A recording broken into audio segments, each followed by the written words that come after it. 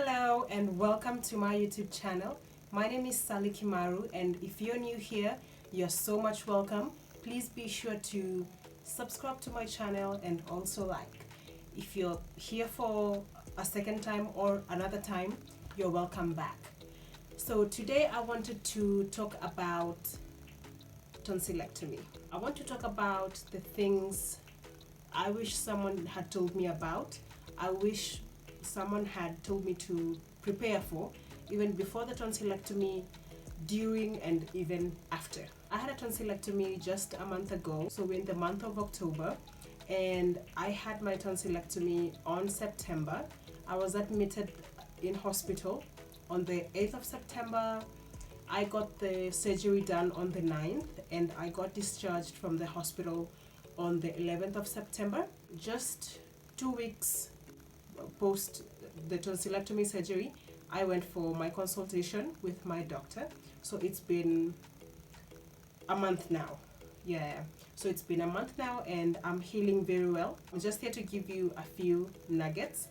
So I'll start with the first one. Please follow all the instructions your doctor gives you. Some people don't take this seriously, but it's important to take this seriously because it might cost you your life. If the doctor tells you, for example, do not eat past 10 p.m. or do not eat after midnight or 6 hours prior to your surgery, please follow this instruction, because during the time of the surgery you will be under anesthesia and your breathing will be interrupted for a few minutes, but then this might cost your life if at all you choose not to follow the instruction of the doctor.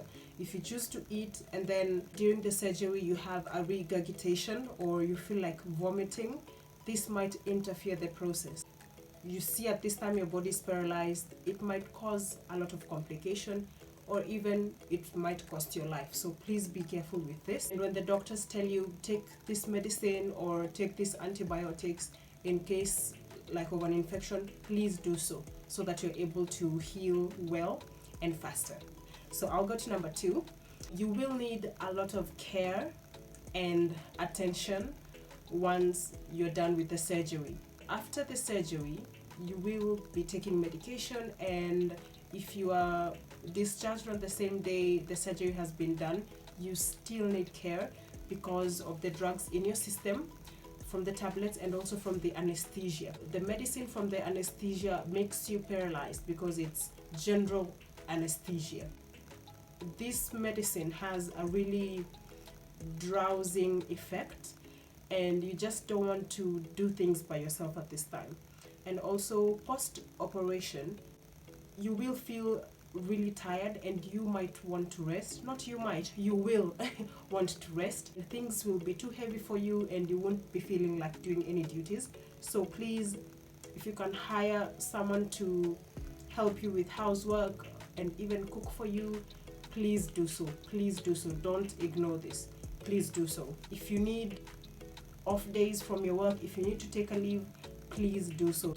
Don't just have the surgery and then go back to work after 3 days. It won't work. Please, you need to heal first. Okay, so I'll go to number 3. Do not skip your meals. Yeah, I know it seems counterproductive to miss your meals because you're like, wow, because I'm feeling pain around here, the best thing is to not eat. Now, if you choose to do this, mostly for adults, it's counterproductive because it slows down your healing. When you eat, the food helps like this area to clear off, like this mucus. So the food helps this place to clear off. So if you don't eat because you don't want to get pain or you don't want to feel pain around here, you will be causing problems for yourself. And even my physician told me that if in the 2-week mark she doesn't see any improvement around my throat area when she does the consultation for me, I will have to go to the ER, because this is an injury, like you've been cut and it's a wound. So wounds need to heal. So if you don't take the precautionary measures so that they heal, and that is eating and taking medication, this place would heal and you might need to get another surgery. So because you don't want that, just make sure you eat food in small bite-sized pieces and things will be good for you. Please make sure you eat as slowly as possible, warm to cold food and even fluids. Please do so. Number 4, it's how to handle the pain when eating. In my first few days before I got the drill, I used to just wake up and then just rinse off my mouth and then I just start eating. And this would cause me so much pain around this area and even with my ears. What I did to make this go away is that every time I woke up, my parents used to help me a lot. I stayed with my parents during this time so that they could help me heal better and also take a rest. What I used to do at this time is my dad used to grind paracetamol for me, 2 tablets with half a cup of warm water, and then I take the painkiller first. Immediately I wake up, I take the painkiller first. After this, I wait about 10 minutes and then I start feeding. So by the time I've started feeding, I don't feel any pain. You will feel numb, like the pain will be numb for, let's say, like an hour. So you need to eat everything you can within this 1 hour. And please avoid citrus fruits. Please avoid lemons, oranges, pineapple. They can really irritate this place. I didn't try that, but hey, I'm just telling you, please don't do it until you're healed or your doctor clears you to do so. Number 5, after the surgery, you will drool. Okay, so I know some people drool naturally, but for me, I experienced uncontrollable drooling. Like when I get to bed, I was like, just drooling. I experienced sleeping with my mouth open, and this is because of breathing. Now, because the tonsils have been removed, your body is trying to find a different mechanism of how to breathe. You know, like, okay, fine. So we used to breathe properly with the tonsils in, but now that they're out, there's a whole passageway. The body's trying to figure that out. So you will find that you sleep with your mouth wide open and you also drool and you get to snore. If your partner starts to snore after this procedure, please be lenient with them, or even your kids, please be lenient with them. It's only for like 2 weeks and then it will be gone because you'll have managed to breathe without the tonsils. So love those people with you. So the other thing I noticed, and I wish I knew, was that my voice changed a bit. I used to call my friends over the phone and they used to tell me like, oh, Sally, your voice has changed. Your voice sounds different, but this is only for a short period of time. So please don't feel like if you're used to singing or if you're like a public figure and you think people might view you differently. No. This is only for a short period of time and then your voice will be back to normal. So the other point and my last point, I really hope you're having so much fun watching this video.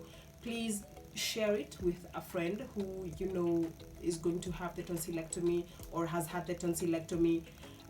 Just share it, watch it, and also like and subscribe. So my last point is that your taste buds will change. My taste buds haven't fully recovered. It's been a month now, in that the taste buds at the front can taste food and I can feel how savory they are. I can feel the salt, the sugar. But the ones behind here, just near the tonsils, I think the nerves maybe were affected, but I was told that this goes back to normal. Like even the ones at the back, they do go back to normal. Don't freak out, even for myself, Sally, don't freak out. They will come back to normal. My last point is that once you've had the surgery, just a few days in, you will find it a bit hard to gargle. I know the physician will give you mouthwash and disinfectant, like to get this place always clean at all times. The first few days I really found it hard to gargle because you see, you always had the tonsils to block, like when doing the thingy, but now they are not there. Let me tell you something, guys. The first time the nurse gave me the mouthwash, I drank the mouthwash. But anyway, that's only that time that I drank mouthwash. But I'm just saying this, like, you might not know how to balance, but in a few days it will come. And also, I wanted to let you know that you will get too much saliva in your mouth, okay? So which might cause you to always be spitting, you know, but that's normal, and it goes away with time as you continue healing, because remember, you have a wound inside your mouth. So yeah, wounds remove pus, wounds have water, and as they're healing they might tend to do so. Okay, so nothing to be grossed about. It's normal and it's part of the healing process. And then always take your antibiotics, always take your painkillers, always take your medicine. Please don't miss taking your medicines, because for adults it can be really worse if you don't do what the doctor tells you. Hey, and it's only a matter of 2 weeks, and then I think even 1.5 weeks, and then the pain disappears. You're able to swallow large amounts of food, you're able to swallow quickly, you're able to eat. Hey, and your life just goes back to normal. And I even went back to work after that month. I even went back to work and I could do activities, I could bend, I could turn, as you can see. I can do all these things now. So it's only a matter of time. Be well, be safe. Now, for my Kenyan people, my tonsillectomy cost me $500. That's about 50,000 Kenya shillings. And it was paid for by my National Hospital Insurance Fund, my NHIF. It was paid in full. So I just applied. I was paying my premiums for my NHIF, and they managed to pay for me fully. If you're wondering, hey, how can I do this? Just visit a hospital and see if you're able to get all this done for free using your NHIF premium. NHIF did not sponsor me. I'm just telling you guys this so that this can be of help to you, so that you don't keep having problems coming up every time. I only paid 1,500 shillings for my admission, like getting amenities, soap, toothbrush, toothpaste, yeah, such stuff. So I just paid 1,500, but that's the only thing I paid for. And of course, taking myself to hospital and going back home for my self-care. So that's all I had for you today. Please let me know what you think in the comments. Tell me if this is something you would do. Tell me if you think it's painful. Tell me of an experience you've had before. And I wish you all the best. And Jesus Christ loves you. He's the same yesterday, today, and forever. Goodbye.